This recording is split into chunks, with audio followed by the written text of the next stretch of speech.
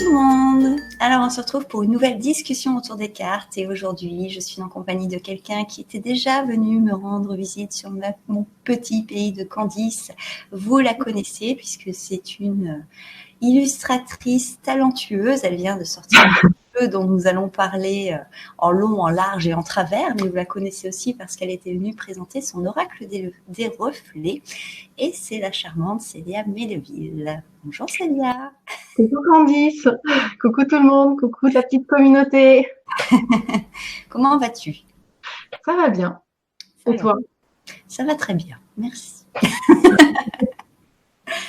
Alors, donc aujourd'hui, on se retrouve pour parler, vous vous en doutez un petit peu si vous suivez l'actualité des cartes, notamment sur sa chaîne, puisque Célia a sa chaîne YouTube que vous retrouverez en barre d'infos sous ma vidéo, mais aussi sur la mienne, puisque je vous ai présenté ces jeux il n'y a pas très longtemps.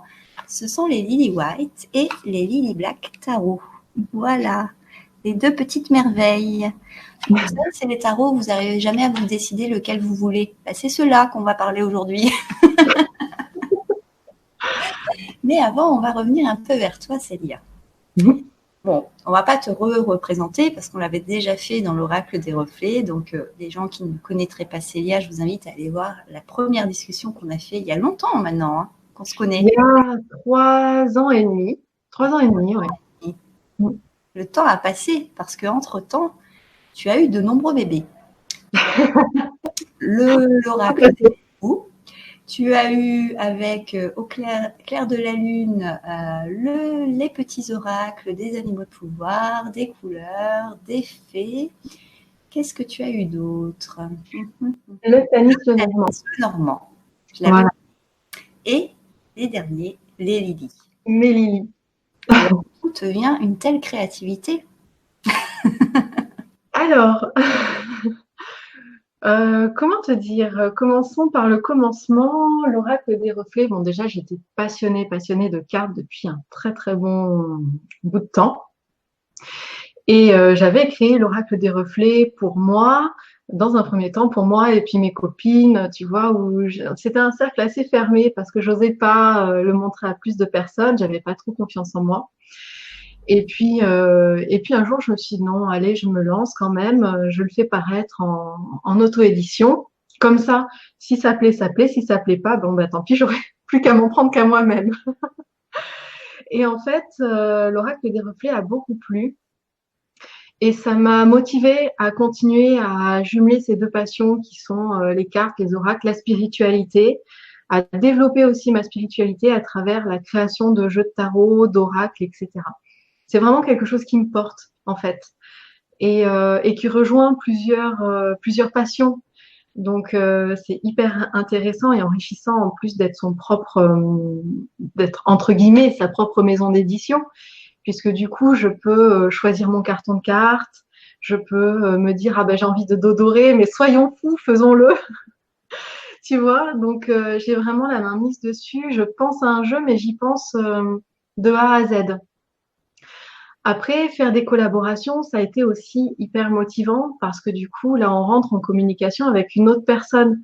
Donc, c'est un autre point de vue. Pour cela, pour que ce soit avec Claire ou que ce soit avec Sylvie, avec qui j'avais déjà travaillé sur des livres pour enfants, j'adorais son univers et ça a été vraiment passionnant de travailler sur ces petits haïkus. On a chacune respecté notre créativité.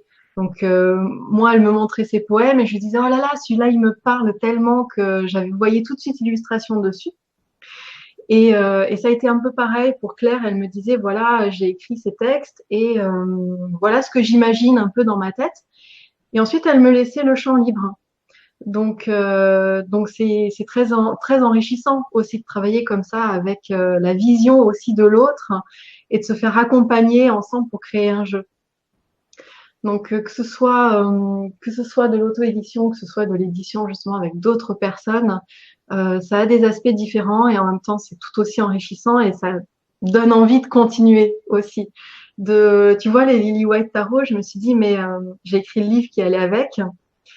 Et je me suis dit en écrivant le livre, mais j'ai plein d'autres idées, tu vois.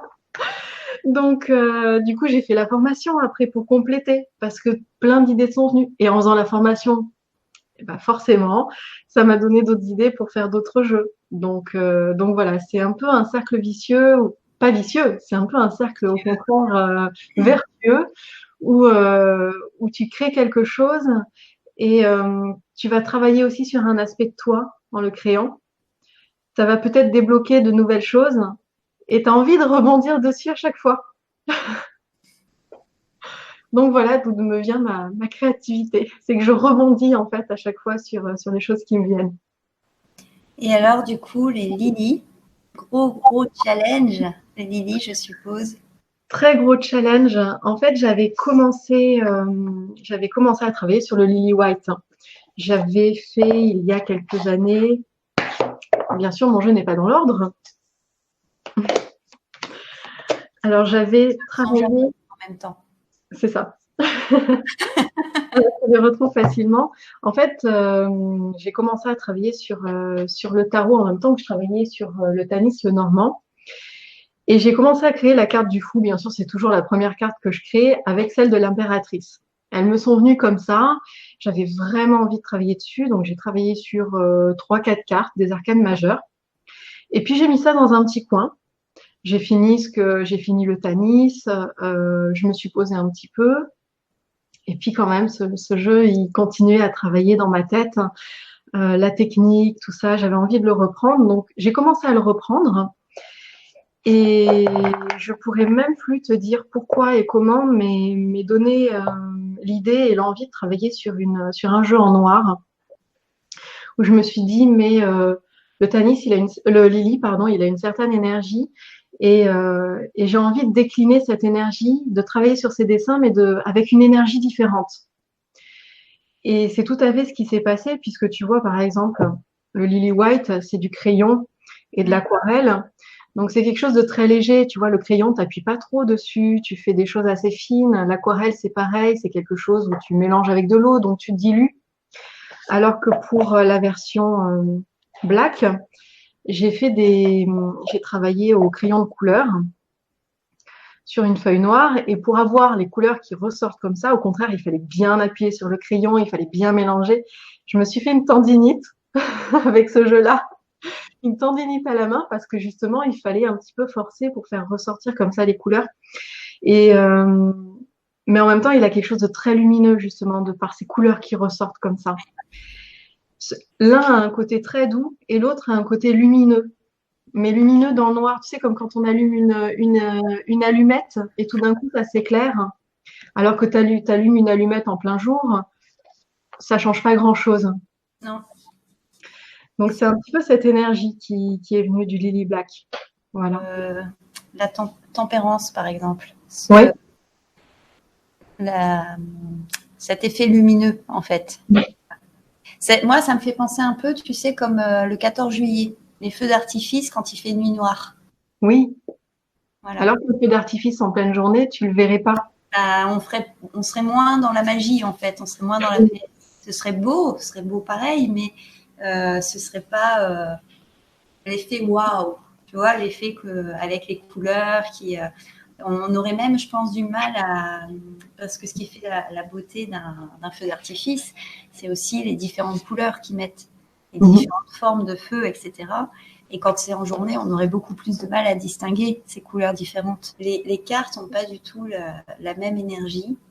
Et moi, on m'a posé la question quand je l'ai présenté, lequel est le mieux ou lequel il faut prendre.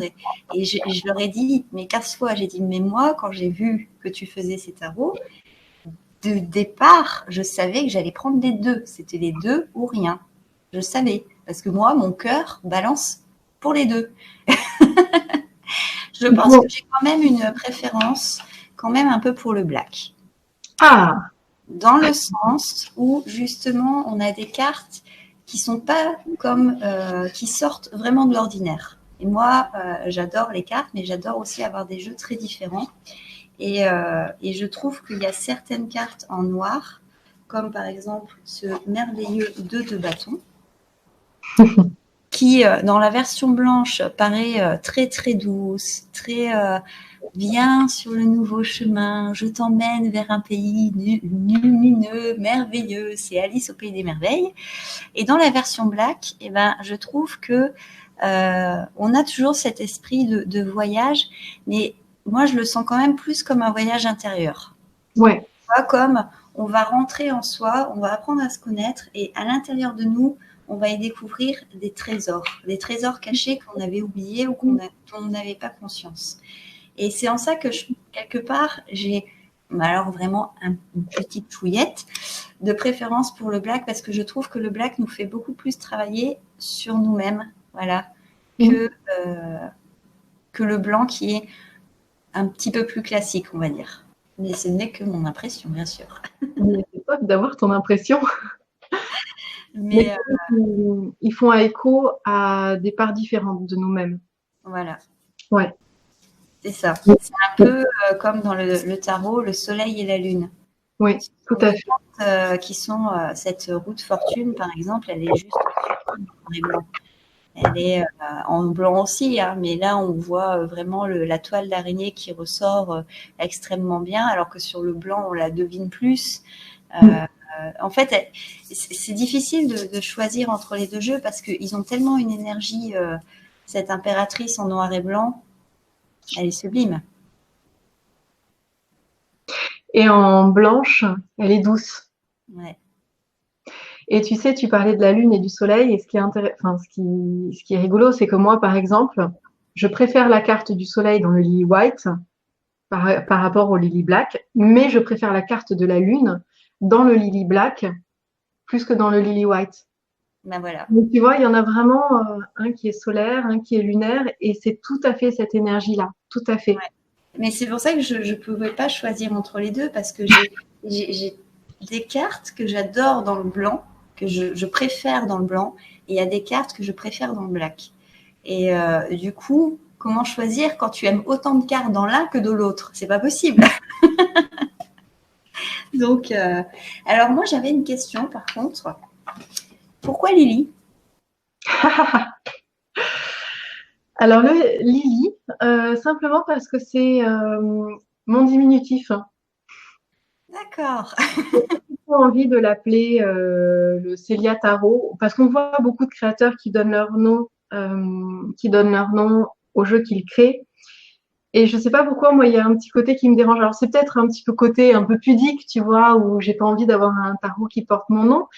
Et c'est pour ça qu'ici, j'ai pensé plutôt donner ce pseudo, d'autant plus que ça parle d'une personne aussi de ma famille qui avait le même petit nom que moi, Lily aussi, on l'appelait comme ça.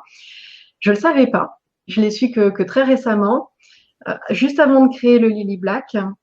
Et c'était une façon aussi un petit peu pour moi de lui rendre hommage à travers ce jeu. C'était notre connexion à nous et du coup je me suis dit allez, banco pour le Lily White et Lily Black.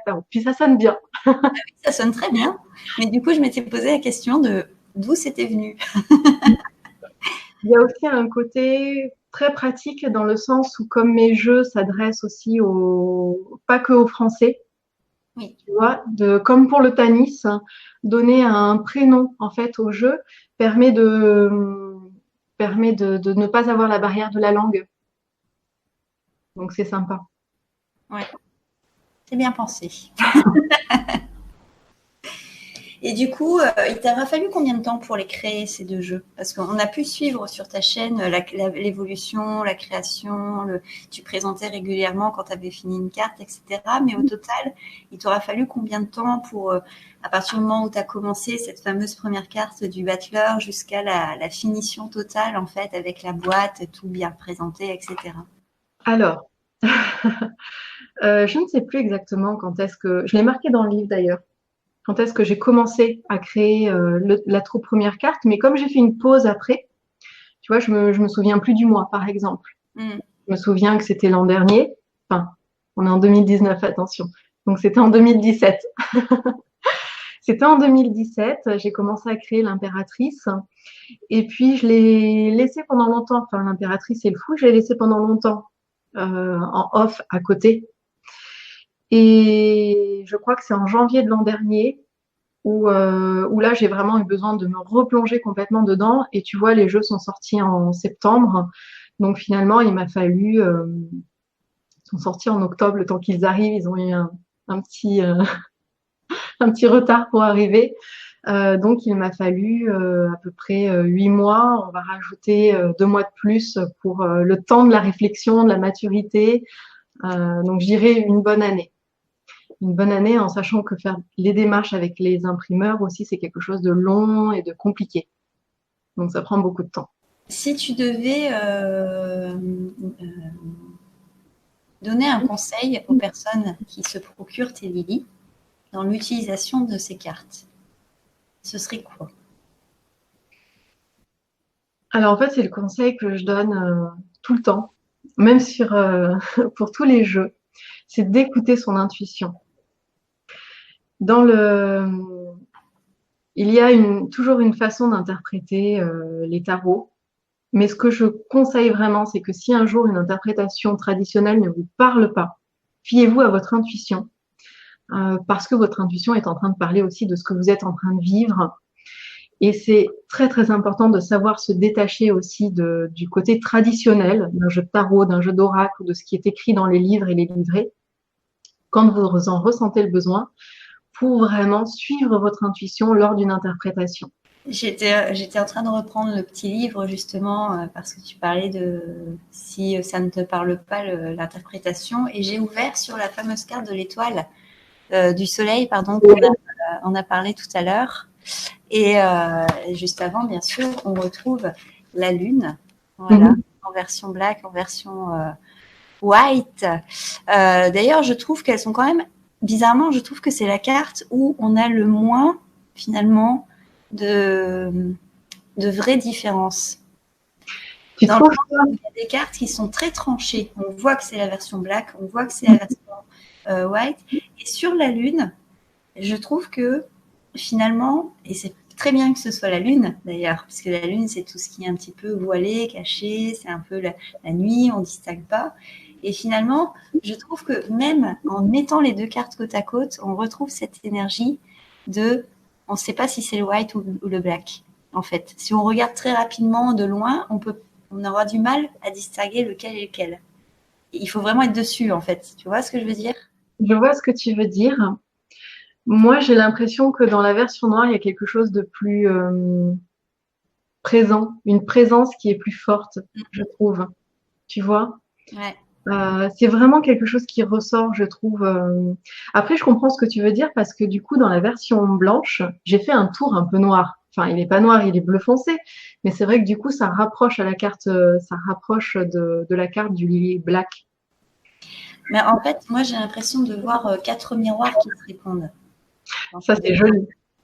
C'est-à-dire qu'on a le haut qui se reflète dans le bas, etc. Pareil. Et en fait, j'ai même l'impression que quasiment on pourrait mettre le devant et le dos de la carte et on pourrait la regarder dans tous les sens. Et en fait, voilà, c'est un peu vraiment comme si on était face à entouré de 4 miroirs. Et on a 4 miroirs qui donnent la même image, mais avec toute leur subtilité. C'est très joli ce que tu dis. Merci.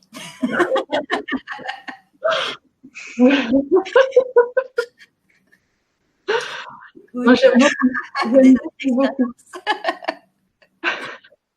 Non, mais c'est vrai, je trouve que j'adore cette carte de la Lune. Je pense que la Lune, comme l'étoile, doivent faire partie de ces cartes qui doivent être les plus difficiles à dessiner pour ne pas recopier ce qui existe déjà.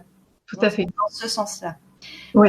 Parce que la Lune, on l'a déjà représentée de tellement de façons et on la représente toujours en plus, toujours un peu pareil, en fait. Finalement, comme s'il y avait cette peur de s'éloigner de la version originelle.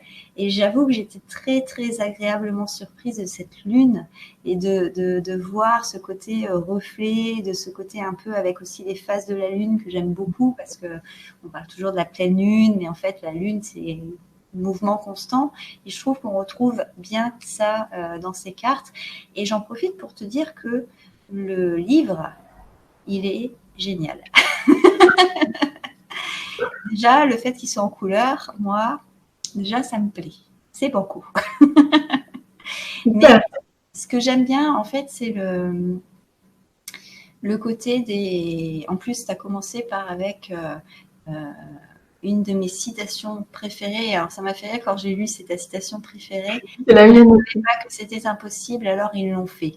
Je crois que cette citation-là, j'ai dû la mettre à peu près partout là où je passe. Elle est merveilleuse. Franchement, elle ouvre à toutes les possibilités. Alors, figure-toi que pour moi, la carte la plus difficile, les plus difficiles à dessiner, ça a été la carte. Alors, la carte de la Lune, c'est vrai parce que c'est pas facile vraiment de trouver une idée qui soit différente de ce qu'on voit traditionnellement. Celle qui m'a aussi posé quelques soucis, ça a été la carte du diable, non pas parce que j'avais pas d'idées, mais parce que j'avais trop d'idées. On doit être à la même longueur d'onde parce que j'étais en train de penser justement après, il faut que je lui parle de son diable. Alors la carte du diable, j'ai eu un fourmillement d'idées. En même temps, c'est normal, c'est le diable, donc bien sûr, il est dans la créativité et ça a été explosif là. Et pour choisir, ça a été terrible parce que j'ai beaucoup de mal dans ma vie à choisir. Faire des choix, c'est pas ce qui est le plus facile pour moi. Et vraiment, la plus difficile, celle sur laquelle j'ai vraiment essayé d'aller plus loin, d'avoir un côté très symbolique, différent de ce qu'on voit traditionnellement, qui est presque toujours d'ailleurs un petit peu la même chose, c'est la carte de la tour. Ah bah alors là, j'adore la tour que tu as représentée. J'ai toujours une appréhension quand je découvre un tarot par rapport à cette fameuse tour Maison Dieu. Je me souviens qu'on en avait parlé autrefois de la tour ensemble. Ouais. Et là, quand je l'ai vue, j'ai fait enfin. Pourtant, elle n'est pas très joyeuse. Enfin, c'est pas qu'elle n'est pas joyeuse parce que c'est juste une étape de sa vie. Mais je me souviens que toi, tu aimais bien le côté aussi assez festif qu'on avait dans le tarot de Marseille. Bon, là, c'est moins festif. Oui, mais c'est pas dramatique. Le côté festif, c'est juste que à un moment donné, ce que j'aime réellement, c'est le côté. Je cherche la carte en même temps. C'est le côté de montrer que c'est pas une carte qui est foncièrement négative en soi. C'est ce que je reproche à certains jeux, c'est que c'est un peu tout ou rien. Et dans les tours, dans les maisons Dieu, je trouve qu'ils ont ce côté un peu tout ou rien. C'est la catastrophe, c'est l'horreur totale, absolue. On va s'effondrer. Et du coup, là enfin. Ce que j'aime bien en fait dans celle-là, c'est que moi j'ai pensé, quand je l'ai vue, j'ai pensé à Bambi. Oui. Voilà. Et je me suis dit, Bambi, il y a de la tristesse parce qu'il perd sa maman, parce que les chasseurs la tuent. On a tous versé notre petite larme devant Bambi de toute façon. Il y a la tempête qui arrive derrière, il a peur, il se cache et ça représente tout ça, la maison Dieu. Mais il y a aussi après le printemps qui arrive. Il grandit, il rencontre sa femme, après il doit se battre pour elle, mais ils finissent heureux. Donc il y a tout ça dans cette maison Dieu. Et je trouve que là, c'est comme si on avait une représentation de tout ça, en fait. Voilà. C'est ça. C'est-à-dire que là, on perd les bois, donc on perd ce qui nous couronne, on perd l'ego, mais c'est pas catastrophique, ça veut pas l'animal n'est pas en danger en tant que tel. Il n'est pas blessé, il n'est pas mort, c'est juste qu'il a perdu une partie de lui-même et qu'il va devoir se reconstruire. Donc c'est voilà, enfin du coup quand j'ai eu l'idée, je me suis dit bon, c'est vraiment ça que j'ai envie de mettre derrière et de pas avoir ce côté soit catastrophique, voilà, c'était pas ce que je cherchais justement. Et le diable, figure-toi que je l'ai travaillé il n'y a pas très longtemps dans mon petit livret personnel. Et j'ai beaucoup aimé travailler avec ce diable parce que je l'ai trouvé attendrissant, en fait, ce diable. C'est-à-dire à la fois le côté, il a cette force dans les mains quand il serre cette femme, on voit qu'il veut pas la lâcher, on voit qu'il, c'est limite, tu es à moi et je te tiens, je te garde et tu resteras quoi qu'il arrive, tu ne pourras pas m'échapper. Mais quand on regarde son visage, on voit qu'il sourit, qu'il est comme apaisé en fait, qu'il est bien, qu'il se sent, ça y est, il est à sa place et il a trouvé qui il est et ce qui le rend heureux, quoi. Oui, c'est une carte qui est assez complexe, la carte du diable, et qui est souvent mal vue. C'est pour ça qu'elle est d'ailleurs aussi complexe. Mais finalement, le diable, est-ce que c'est pas simplement laisser son pouvoir personnel à quelqu'un d'autre? Tu vois, c'est un petit peu d'ailleurs, enfin c'est pas un petit peu, c'est complètement aussi ce que j'ai expliqué dans le livret. Parce que le diable, alors je la prends sur la version noire, parce que la version noire, je la trouve plus profonde. Je la préfère aussi en noir qu'en blanche, mais il y a des, c'est ça en fait. Le truc, c'est qu'il y a des cartes que je préfère en noir, il y a des cartes que je préfère en blanche.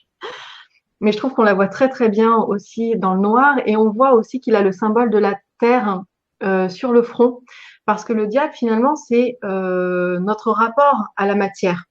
C'est de revenir aussi dans son corps. Avec le 15, c'est le diable, et le 5, c'est le pape. Avec le 5, on va s'élever. Avec le 15, on va redescendre. On va se réinvestir la matière. Mais du coup, on va réinvestir son corps. On va réinvestir les plaisirs corporels. On va réinvestir l'alimentation, la sexualité, tout ça. Mais on peut pas, on a été un petit peu dans l'idée que le diable, ça représentait tout ça et que tout ça, c'était mal. Trop manger ou trop faire la fête ou trop de sexualité. En réalité, c'est le trop qui est mal.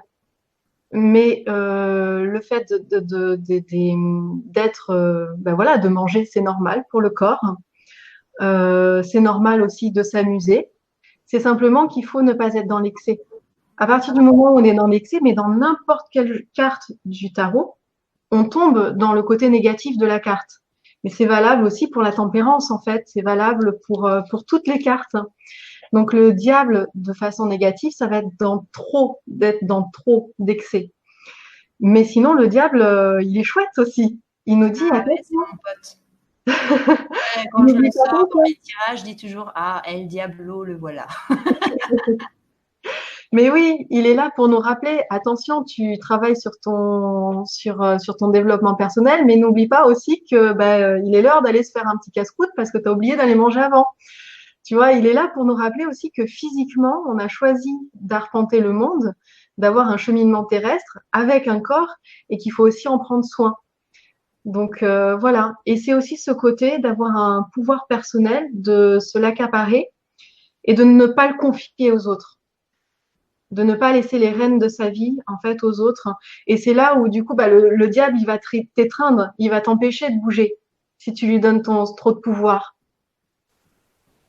Oui, et d'ailleurs, c'est aussi la différence qu'on a justement quand on passe du pape au diable, puisque tu parlais du pape précédemment. Le pape, c'est quelqu'un qui, oui, il est dans la bienveillance, oui, il communique dans son côté positif, mais toute sa sagesse, il va la chercher à l'extérieur de lui. Il va la Mhm. chercher dans des écrits, dans des croyances, dans des dogmes parfois aussi. Alors que le diable, lui, sa lumière, il va la chercher au fond de lui. Il Oui. va pas la chercher à l'extérieur. C'est sa lumière qui fait que on le remarque et qu'on sait qu'il est là quoi qu'il arrive. Le pape, quelque part, c'est entre guillemets un pantin qu'on utilise pour faire passer les messages. Tandis que lui, il n'a pas besoin de parler pour montrer qu'il est là, quoi. Après, dans le cheminement du tarot, tu as cette première étape où tu passes d'abord par le pape. Donc, tu vas commencer par aller chercher, te renseigner, savoir un petit peu qu'est-ce que tu dois faire. Tu vois, quand tu es dans une démarche de développement personnel, par exemple, bah, tu vas vouloir te renseigner à l'extérieur. Et une fois que tu auras intégré toutes ces connaissances, tu vas pouvoir les vivre. Et là, tu vas pouvoir les incarner avec le diable.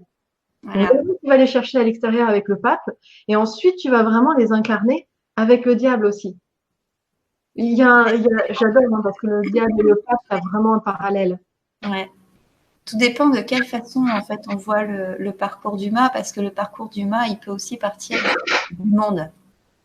C'est-à-dire la fameuse descente. On arrive au mât et on remonte.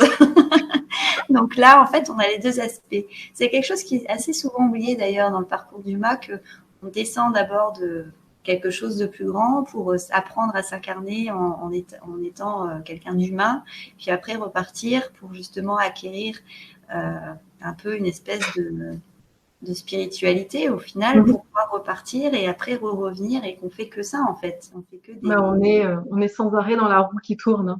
Est-ce que les visages justement, c'est compliqué à, à dessiner pour parce que dans le tarot on a quand même beaucoup de personnages, Mhm. euh, trouver beaucoup donc de visages ou en tout cas d'aspects assez différents pour pas qu'on puisse retrouver par exemple une reine d'épée qui ressemblerait trop fort à Tempérance, etc. Ça doit être compliqué ça. Alors, moi, je me suis amusée du coup à faire pour les figures des types de personnalités. Et donc, je leur ai donné des attitudes. Ouais. Par exemple, la reine d'épée, elle a ce côté, en tant que reine d'épée, elle a ce côté qui peut être très tranchant. Et tu vois, elle regarde de haut, un peu sur le côté, et comme si elle te jugeait un petit peu. Alors que, par exemple, je vais essayer de te les retrouver. Alors, bien sûr, mon jeu n'est pas dans l'ordre. La reine de Pentacle, elle va te regarder de face. Elle va être visage découvert, elle va avoir ce côté très engageant. Tu vois? Tu vois, le roi d'épée, bon, il sourit pas trop. Il te regarde, il te fixe. Tu vois, on voit qu'il y a une intelligence derrière, qu'il est en train de décrypter ce que tu lui dis, mais sous tous les angles. Mm. Il regarde ton attitude, il regarde tout, il est en train de juger aussi de par ce qu'il voit. Le roi de bâton, lui, il va de l'avant. Tu vois, il est sur le côté, mais il est déjà en train de partir. Il est tout Ouais. feu, tout flamme. Tu vois, il y a ce côté très énergique. Pareil pour la reine de bâton, où tu vois que ses cheveux volent devant son visage. On voit juste une partie de son visage, mais parce que c'est pareil, elle est dans le mouvement, elle est dans l'expression, elle est dans cette énergie aussi hein, qui rayonne autour d'elle. Et voilà, c'est un petit peu comme si tu la vois, puis tu la vois plus parce que ça y est, elle a déjà bougé. Et justement, moi, j'ai pris les deux cartes que je préfère au niveau des visages, hein, j'entends. C'est justement cette reine de bâton et la justice. Et en fait, c'est deux raisons complètement différentes, mais je trouve que la reine de bâton, elle a un côté hypnotique. Tu regardes son œil, tu te demandes qu'est-ce qu'elle regarde, si elle te regarde toi, si elle regarde derrière ton épaule, qu'est-ce qu'elle pense, à quoi elle réfléchit, qu'est-ce qu'elle garde comme secret. Tu te poses plein de questions quand tu la regardes. Et tu as du mal à dire, mais qu'est-ce qu'elle raconte? Qu'est-ce qu'elle veut? Et j'adore cette carte. Pourtant, je suis pas une grande fan de la reine de bâton en général, mais quand j'ai vu celle-là, j'ai beaucoup travaillé dessus. Je l'ai regardée pendant de très très très longues minutes. Et la reine d'épée, la justice, euh, j'ai beaucoup aimé cette justice parce que on représente souvent des justices qui sont très froides, très fermées. On voit qu'elle a une autorité. On voit qu'elle a un sérieux dans son visage, mais on voit aussi qu'elle a une moue un petit peu boudeuse en fait. Et on pourrait se dire c'est une justice qui pourrait être un petit peu taquine, tu vois, un petit Oui, peu sans rire quoi en fait, tu vois. Et j'ai oui. beaucoup aimé ce côté justice de dire oui je peux être sérieuse, mais aussi j'ai mon côté un peu humoristique. Je sais aussi me détendre de temps en temps quoi. Mais parce que en fait, être une bonne justice, c'est pas appliquer les choses bêtement. Mm. C'est pas avoir une loi et l'appliquer coûte que coûte.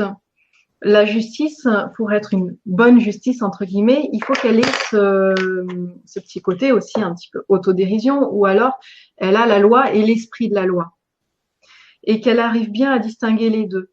Qu'est-ce qu'est la loi, qu'est-ce qu'est l'esprit de la loi, et comment ça s'applique en fonction du cas particulier, par exemple, que j'ai devant moi. Et en négatif, la justice, elle est rigide. Mais en positif, la justice, au contraire, elle va chercher à s'adapter, à adapter la loi et pas dire bon ben voilà c'est comme ça et surtout ça s'applique à tout le monde dans tous les cas de figure. Ça c'est la justice, c'est son côté négatif. Après cette justice aussi, tu vois, elle a et son côté négatif en fait est symbolisé aussi par le tatouage qu'elle a parce que Ouais. c'est quelque chose qui est ancré en elle. Donc il faut justement qu'elle arrive à prendre la bonne décision, à savoir est-ce que je me détache un petit peu de la loi ou est-ce que je m'y fie complètement et du coup, il est possible que j'avance dans le mur un petit peu. Mm. Voilà, que je fasse finalement que je sois injuste en pensant être juste. Ouais. Et je lui ai mis justement cette épée devant l'œil, devant son visage, hein, pas forcément devant son œil, mais devant son visage, parce que quand on regarde la justice, finalement, on voit son reflet. Mm. Si tu regardes quelqu'un avec une épée devant elle, tu verras ton reflet en fait. Et c'est ça, la justice, elle nous confronte aussi à nos propres valeurs, à savoir si c'est juste ou pas pour nous, dans notre cas de figure. Et aussi, elle tranche, cette épée levée permet de trancher en fait ce qui a besoin d'être tranché pour continuer à avancer. Donc il y a tout ça dans la justice et c'est tout ça un petit peu que j'ai voulu y mettre. Ce que j'aime bien aussi dans cette justice, c'est justement l'œil bleu Mm. qui répond parfaitement à cette épée bleue, comme si on se voit nous dans l'épée, mais elle voit aussi à travers nous. C'est ça, exactement. Je suis trop forte. Alors du coup, par rapport à ces lilies, moi, je savais déjà quelle utilisation j'allais en faire parce que ça fait des années que je travaille sur le même type de tirage, mais parce que j'aime bien le faire et je trouve qu'il est super intéressant, c'est le tirage ombre et lumière. Oui. Et j'avais beaucoup de mal à le travailler parce que justement, j'avais pas les jeux adaptés. Et là, ça y est, Célia les a inventés. Et du coup, je trouve que justement, ce qui ressort de notre conversation depuis tout à l'heure, c'est que je trouve que ces deux tarots associés, finalement, ils permettent d'avoir quelque chose d'assez complet quand on veut travailler soit avec le tarot, mais aussi en développement personnel. Tout Et à donc, fait. Ah, c'est tout à fait le but. toutes les facettes d'une situation vues sous un angle différent. Et du coup, on peut vraiment, on revient à cette histoire de lune en 4 miroirs, là. Et c'est un peu le sentiment que j'ai. C'est-à-dire qu'on peut travailler sur qu'est-ce qui est lumineux dans ma vie. Et puis en même temps, de quelle ombre j'ai besoin pour tempérer aussi ce côté lumineux, parce qu'on sait que le soleil, quand il brille trop fort, on est ébloui, on voit plus rien, on est évolué. Quand il chauffe trop fort, on peut avoir des coups de soleil, donc c'est pas forcément non plus toujours très bon d'être que dans quelque chose de ultra lumineux. C'est encore cette question d'excès, de toute façon, de ce trop. Et en même temps, quand on est dans l'ombre, quel côté lumineux justement me permet d'atténuer cette ombre en fait. Et je trouve que c'est ça qui est la force en fait de ce tarot, c'est que on a vraiment l'équilibre entre la lumière et l'ombre et qu'on peut du coup travailler tous nos aspects de nous-mêmes. Oui, tout à fait. Et en effet, je suis contente que tu le ressentes aussi, puisque comme tu le sais, j'ai une formation de thérapeute. Et faire un jeu qui n'aurait pas cet aspect, cette dimension aussi de travail sur soi, alors que c'est ce qui me parle le plus de développement personnel, je suis contente que ça se ressente. Ah ben moi, je l'ai senti tout de suite en tout cas. Alors du coup, on va vous proposer un petit tirage. Donc, ce qu'on a fait, c'est que Célia a tiré une carte avec le Lily White Tarot. J'ai tiré une carte avec le Lily Black Tarot. Célia va interpréter ma carte et moi, je vais interpréter la carte que Célia aura eue. Voilà. Comme ça, on va faire un exercice un petit peu différent de ce que vous avez l'habitude. Voilà, en plus, comme ça pourra peut-être vous inspirer, pourquoi pas de le refaire chez vous, avec des amis. Voilà, ça peut être un bon exercice formateur d'ailleurs. Et donc pour toi, l'étoile. Ah, la carte de l'étoile. Je l'aime beaucoup cette carte de l'étoile parce que tu vois cette étoile, elle tend une fleur, elle est dans le don aussi. Elle donne quelque chose. Alors elle est couronnée par ces étoiles. Donc elle nous dit aussi de travailler sur notre intuition, d'écouter les signes, d'être à l'écoute. Elle est nue. Elle est nue, donc elle s'est, après toutes les épreuves qu'elle a traversées, elle s'est délestée des bagages qui l'alourdissaient dans son cheminement. Elle est revenue à quelque chose de plus essentiel. Et à travers cette idée de revenir à quelque chose de plus essentiel, elle est dans le partage, le don, le partage. Elle a ses fleurs dans les cheveux aussi, avec ses pétales qui tombent par terre, donc qui vont refertiliser aussi la terre. On est vraiment aussi dans un cycle de partage, de communication. Et elle a sa main qui touche son oreille et qui nous dit d'écouter notre intuition, justement, notre petite voix intérieure. Donc elle est vraiment avec ce travail de revenir à soi, de revenir à son intériorité, de revenir à des choses beaucoup plus basiques aussi. de se désencombrer un petit peu de tout, hein, pour laisser la place à une écoute qui est différente de ce qu'on a l'habitude de voir dans notre vie, d'entendre dans notre vie de tous les jours, hein, qui est une écoute plus intérieure, plus connectée aussi. Très belle interprétation, madame. Merci, merci. Et du coup? Alors, du coup, pour toi, j'ai tiré la carte du page d'épée. Alors, Comment dire, rebaptisé l'enfant d'épée. l'enfant d'épée. Et D'ailleurs, là, pourquoi avoir rebaptisé justement, pourquoi avoir choisi plutôt cet angle de prendre enfant, adolescent, femme, homme? alors en fait, pour moi, les figures représentent différents types de personnalités. Enfin, pour moi, comme pour beaucoup de tarologues, on a des types de personnalités. Et quand je me suis penchée sur comment ça faisait écho à l'intérieur de moi, je me suis dit, les pages me font vraiment penser à des enfants. On est dans l'innocence, on est dans le début de quelque chose. On a un regard sur le monde qui est beaucoup plus innocent.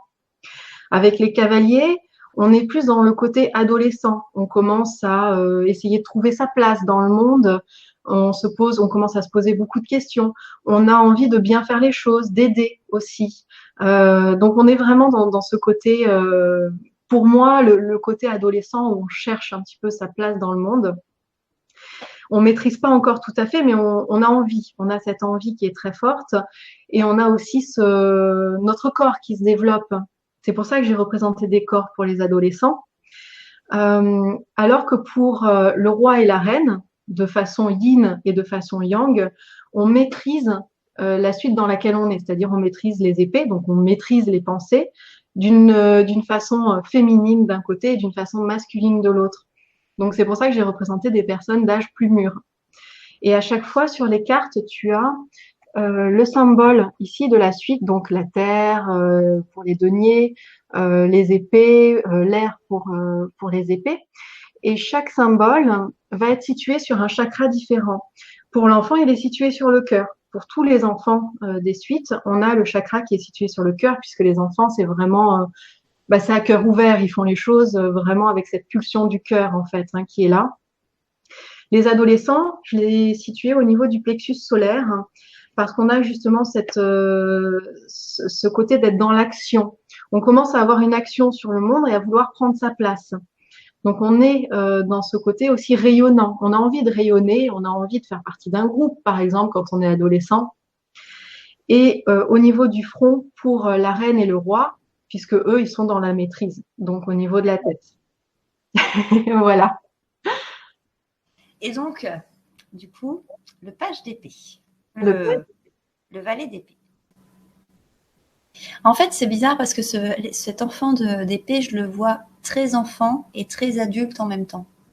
Comme si c'était un enfant qui avait déjà une maturité. Il me fait penser un peu à mon neveu, en fait. Mon neveu qui était déjà tout petit, tout bébé, qui avait déjà des réflexions. On le regardait en se disant, mais t'as 4 ans, tu dois pas penser comme ça. Très réfléchi, très posé, très curieux de tout, très... même avec des réflexions qui n'étaient pas forcément adaptées à son âge, en fait, et on se disait, mais comment ça se fait qu'il arrive à nous sortir des phrases pareilles? Et c'est ce que je ressens avec cet enfant d'épée, comme un enfant, en fait, qui a cette innocence de l'enfant, mais en même temps cette faculté d'analyse, de voir les choses, de comprendre très rapidement, très fluidement, et du coup d'avoir à la fois cet aspect très enfant et cette maturité qui lui permet de faire les choses le mieux pour lui, en tout cas. C'est-à-dire savoir s'amuser quand il le faut, mais savoir aussi être sérieux quand il le faut et par exemple, être un bon élève à l'école. Voilà, ce genre de choses. Mais et ce qui est marrant, c'est qu'on sent que lui, il a conscience de son pouvoir. Il a conscience, on voit qu'il a sa petite main là qui porte justement au niveau du cœur. Il a cet élément qui est ancré en lui, cette faculté mentale, cette faculté de réflexion, d'analyse, de décision aussi, parce qu'il y a quelque chose de très... c'est surtout au niveau du cou que je vois qu'il y a quand même cette maturité qui est là. cette faculté de s'exprimer aussi facilement, de dire les choses pour se faire comprendre. Et parfois, ça peut même être dur, mais c'est jamais méchant, en fait. Voilà, c'est vraiment, ça peut être dur parce que des fois, il faut s'affirmer, mais en même temps, des fois, il peut être dur pour le bien de la personne, pour lui dire, si tu te laisses aller, ça va pas être bon pour toi. Donc moi, je suis là pour dire, justement, il faut que tu y ailles. Et tu vas peut-être pas bien le prendre, mais plus tard, tu me remercieras. Et c'est un peu ce que je ressens avec cette carte. Super.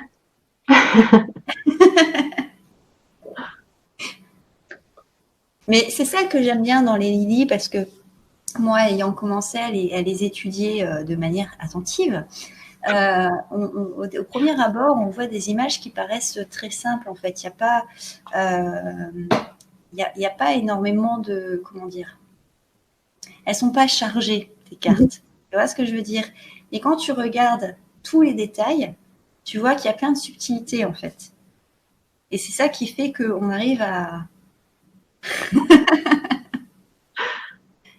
Ouais, ça, c'est Je génial. pense que c'est un tarot qui est. Alors, ça va peut-être être fort ce que je vais dire, mais je pense que tu as mis ton âme dans ce tarot et ça se sent. Tout à fait. Voilà. Donc de base, de toute façon, quand je fais un jeu, quelle que soit la personne qui va faire le jeu, hein, que ce soit moi ou que ce soit un autre illustrateur, je pense que à chaque fois on met quelque chose de nous-mêmes et généralement c'est jamais petit ce qu'on met dedans.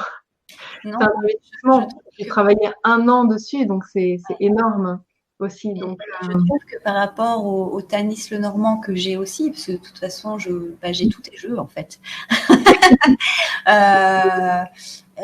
Tu vois, j'avais moins ce ressenti-là dans le Tanis Lenormand. Tanis Lenormand, je le trouve très mignon, je l'aime bien. D'ailleurs, je crois que c'est le seul petit Lenormand que j'ai. Euh, et j'aime bien le regarder, etc. Mais j'ai une moins grande émotion avec lui que avec ce tarot. tout à fait. Et le Tanis Lenormand, je l'ai créé après l'Oracle des Reflets. Mm. L'Oracle des Reflets, ça a été un énorme brassage pour moi. Vraiment, j'y ai sorti mes tripes, Mm. tu vois. Et après avoir fait ce jeu, j'ai eu besoin d'un apaisement, de Ouais. faire quelque chose de plus doux, de plus tendre. Et c'est pour ça que j'ai fait le Tanis Lenormand à ce moment-là aussi. Et la technique que j'ai utilisée pour le Tanis Lenormand, c'est une technique que j'utilisais pour illustrer des livres pour enfants. Donc j'avais besoin aussi, à travers ce jeu-là, de remettre de la douceur, de remettre quelque chose de beaucoup plus léger en fait, de plus être dans la guérison, mais d'être dans le côté plus tendresse. Donc c'est super aussi que tu le ressentes comme ça parce que c'est vrai que même il a été créé comme ça aussi. Oui, et d'ailleurs, j'ai quelques images pour les gens qui auraient oublié, hein, les images de l'oracle des reflets. Ça c'est l'oracle des reflets. Oui. Voilà. Le renard, le petit folio. Je l'aime beaucoup celle-ci.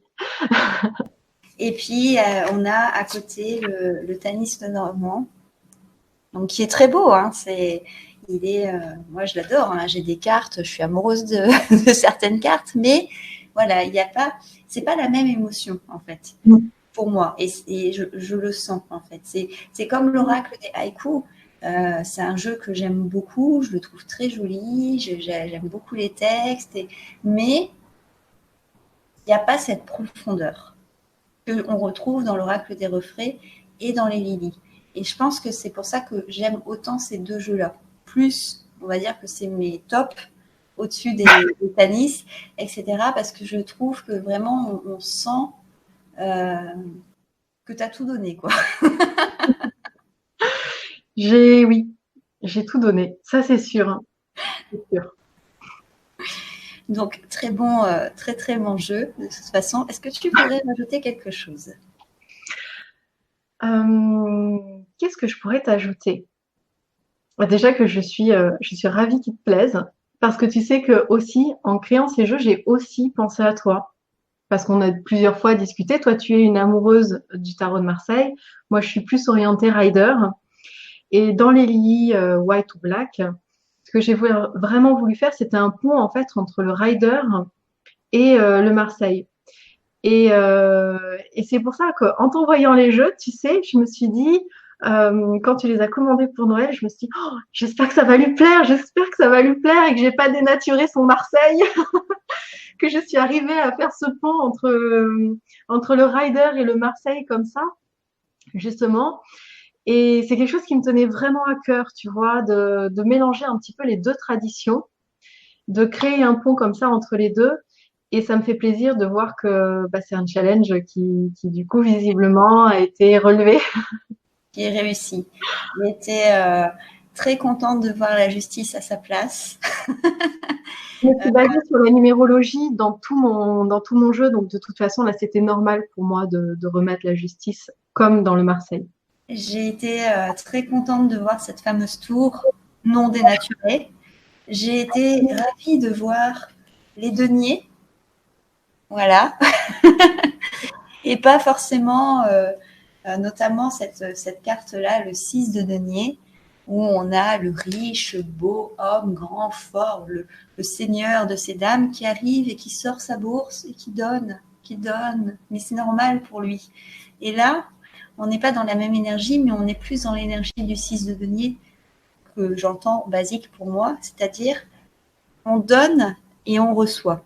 C'est-à-dire que pour moi, cette carte-là, on voit ici, il y a la balance. Déjà, ça m'a beaucoup plu. J'ai repéré tout de suite, je suis balance, donc forcément. Mais on voit que, en fait, dans cette carte, ce que j'ai beaucoup aimé, c'est que finalement, quand je l'ai étudiée, je me disais, finalement, qui donne l'arbuste à l'autre? Et je n'ai pas été capable de répondre. Parce qu'en fait, on a cette main-là qui est gantée, qui a des bagues, enfin qui n'est pas gantée, mais qui a un tatouage de justice, qui a des bagues. On se dirait, lui, il est riche, matériellement, ça doit bien aller, etc. Donc, il offre à quelqu'un qui reçoit et qui a peut-être besoin d'argent.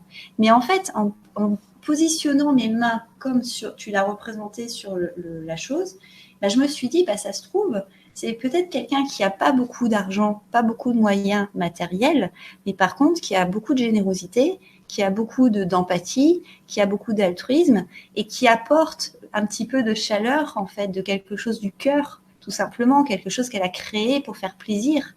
Et du coup, qui donne à l'autre? On ne sait pas. Mais en fait, c'est comme si chacun apportait ce qui manquait à l'autre. Et du coup, on est dans le donner et recevoir avec cette carte. Tout à fait.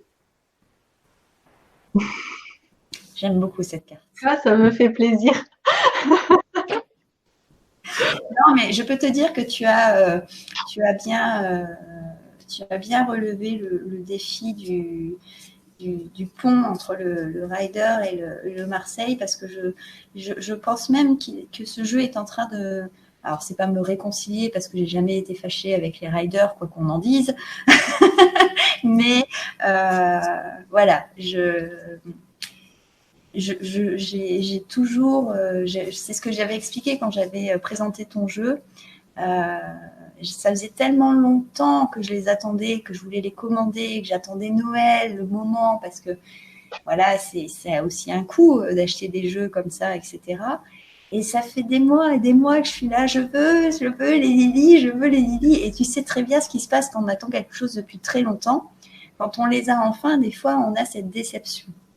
Pas parce que l'objet n'est pas bien, mais parce qu'on les a attendus trop longtemps. Et quand ils arrivent, finalement, c'est un peu passé. Et quand je les ai reçus et que je les ai ouverts, je me suis dit, j'espère que ça va me plaire, j'espère que je n'ai pas été quelque chose à déçu. Et du coup, j'ai commencé à regarder les cartes et j'ai dit, oh, j'aime bien, oh, j'aime bien, oh, j'aime bien. Du coup, je te dis, et il y a des cartes que j'ai vues, ça m'a fait une émotion, mais tout de suite. Et c'est pas tous les jeux qui me font ça, pas du tout. Mais il y a des cartes, notamment celle avec le renard, que j'avais pris en photo le jour où j'avais eu... Je sais pas pourquoi, mais celle-là, elle m'avait... je sais pas, elle m'a clouée sur place. Et ce qui était très rigolo, c'est que du coup, il y avait dans les cartes postales aussi l'écureuil du Tanis. Et du coup, j'ai vu après et j'ai dit... Le renard du Tanis. Le renard du Tanis. Et je me suis dit, mais c'est pas possible, le renard, il est encore là. Et je me suis tiré donc la première carte et c'est ce renard qui est sorti. Donc, j'ai dit, bon. Donc là, il y a quelque chose. Mais non, tu peux être rassurée, voilà, j'ai le sourire depuis Noël. Oh, super, super, je suis vraiment ravie. Tu peux être très fière de ton travail et de la qualité du jeu et voilà, la tendinite de ta main est justifiée. Ouais. Alors, du coup, pour continuer un petit peu, est-ce que tu as d'autres projets pour continuer? Je sais que tu Alors, j'ai finalisé un projet avec les éditions Très Daniel qui s'appelle l'Oracle des Bardes, dont j'ai beaucoup montré en fait l'avancée sur ma page Instagram et sur ma page YouTube. Donc ça, c'est un projet, ça y est, je l'ai terminé. Donc il va sortir l'an prochain aux éditions Très Daniel. Après, de mon côté à moi, j'ai noté plusieurs projets, plusieurs collaborations possibles. Donc voilà, ça c'est quelque chose. Je me suis fait une petite liste. Là, je termine parce que tu sais, l'an dernier, j'ai fait une formation sur les arcanes majeures et là, je voulais terminer la formation sur les arcanes mineures qui m'a beaucoup été demandée. Donc du coup, je voudrais la terminer au plus vite. Et à la suite de ça, je vais me replonger dans mes crayons en ne sachant pas encore quelle direction prendre. Je crois que je vais me laisser inspirer un petit peu par... je vais laisser toutes ces énergies qui ont été assez lourdes en fin d'année. Je crois que tout le monde l'a beaucoup ressenti. On a été tous un peu bouleversés. Et ça commence à se tasser un petit peu en janvier, mais c'est encore présent. Il y a encore besoin un petit peu d'apaiser tout ça. Donc c'est le bon moment pour moi, du coup, de faire finaliser quelque chose d'un travail beaucoup plus intellectuel avec la formation sur les mineurs. Le temps de tasser un petit peu tout le côté émotionnel et ensuite de repartir sur un, deux projets, je ne sais pas. Voilà, je sais pas, je me laisse. C'est ça qui est bien aussi quand on fait de l'autopublication, c'est de se dire, bah non, là j'ai pas de contraintes. J'ai pas 3 mois pour rendre un projet, ce qui m'a rendu un peu dingue en fin d'année où justement je me disais mais je vais jamais y arriver jusqu'à la fin de l'année, c'est pas possible. Et puis en fait si, j'y suis arrivée, mais avec un petit retard quand même. Et là j'ai juste envie de me laisser surprendre après par qu'est-ce qui me parle. Et je pense que quand on fait comme ça aussi, c'est quelque chose qui est assez comment dire, ça vient du cœur. Tu vois, quand on s'oblige pas à faire quelque chose, alors on m'a pas obligé du tout à faire l'oracle des bardes, hein, c'est pas du tout ce que j'ai dit. C'était le timing qui était un petit peu serré pour moi et qui m'a demandé un petit peu de mettre les bouchées doubles à un moment où j'aurais un petit peu eu besoin de souffler. C'est tout. Mais sinon, c'est un projet qui est absolument fabuleux parce que ça reprend un très très vieux jeu que j'avais quand j'étais adolescente, avec lequel j'ai un petit peu commencé, qui n'était plus édité et que j'adorais. Et Marie-Noël, qui a fait les textes, m'avait contactée en voyant ma review de son jeu. Et je lui avais dit, mais tu sais, on pourrait peut-être éventuellement demander à une maison d'édition de rééditer ton jeu si ça te dit. Et Très Daniel a été d'accord pour qu'on fasse ça. Donc, c'était aussi un projet de cœur. Hein. Voilà, c'est juste qu'il y avait un timing et que je suis pas très fan des timings. Voilà. Merci d'être venu sur la chaîne pour faire cette nouvelle discussion avec moi. J'espère qu'il y en aura d'autres de toute façon. Avec grand plaisir. Et bah voilà, est-ce que tu as un petit message à faire passer à toutes ces personnes qui t'admirent et qui Attention, je vais me remettre à rire. Merci beaucoup Candice pour ton invitation et merci à toutes les personnes du coup qui ont suivi cette discussion. C'était vraiment un plaisir de pouvoir partager, de m'offrir cet espace de partage pour justement discuter de ces deux jeux, de mes deux bébés. De mes deux bébés. Donc, merci beaucoup à toi. Bah écoute, je t'en prie. Mais en plus, maintenant, on peut dire que tu es une mère de famille nombreuse. Voilà. Si jamais tu as besoin de poussettes avec multiples assises, n'hésite pas à nous le transmettre, on se cotisera. Pour l'instant, ils vont découvrir le monde, ils vont faire leur petite vie, voilà, à travers vos mains, à vous justement. Ils découvrent de nouvelles familles. Exactement. Et ça termine bien cette petite discussion. Magnifique phrase. En tout cas, n'hésitez pas à aller sur le site de Célia pour justement, si vous êtes intéressé par les lits Black and White Tarot, ainsi que son livre qui est toujours en vente. Vous pourrez retrouver aussi les Tanis. Je crois qu'il y a l'oracle des reflets qui est en rupture de stock. Vous pourrez trouver aussi l'oracle des haïkus, si je ne me trompe pas. Alors, pas sur mon site, parce que c'est pas moi qui l'ai auto-édité. Oui. Donc, sur le site voilà, d'Alliance Magique ou d'Amazon, enfin voilà, ou la FNAC, ou sans doute à commander dans votre petite librairie de quartier. Exactement. Et puis, n'hésitez pas non plus à aller sur sa chaîne, abonnez-vous à sa chaîne. Donc, vous avez toutes les adresses en barre d'infos sous la vidéo. Vous pouvez aussi la retrouver sur Instagram notamment et un petit peu sur Facebook, mais plus sur Instagram. Un petit peu. Un petit peu sur Facebook. Mais c'est pas grave, tout se soigne dans la vie. En tout cas, moi, je te remercie d'être venu partager cette discussion avec moi. Je te confirme que je suis tombée amoureuse de ces jeux, donc continue à mettre ton cœur et ton âme dans tes créations parce que ça fait toujours merveille. Voilà. Merci beaucoup, Candice. Et à bientôt. Je vous conseille ces jeux. Et puis, nous, on se retrouve bientôt pour une nouvelle vidéo. Et en attendant, comme d'habitude, prenez soin de vous. Ciao!